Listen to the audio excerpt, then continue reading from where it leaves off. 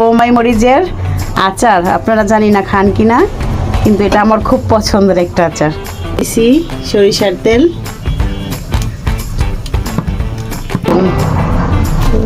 তেলটা গরম হয়েছে, এখন করে রসুন ঢেলে দিছি।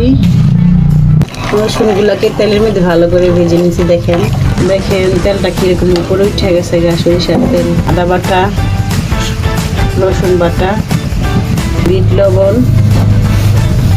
পরিমাণ মতো লবণ দিয়ে দিছি। রসুনটা একটু ভাজা ভাজা হোক।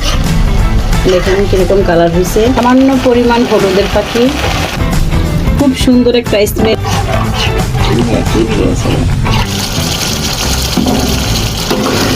ভাজা ভাজা হয়ে আসছে। যেখানে ভালো মতো পানিটাকে শুকাই নিচ্ছি। কিরকম ভাজা ভাজা হয়েছে মশলাটা, তেলটা উপরে দেখা যাইতেছে।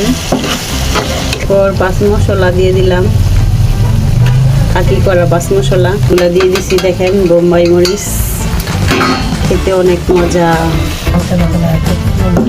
ভালো মতো নেড়ে চেড়ে যে হয়ে গেছে আচার কমপ্লিট।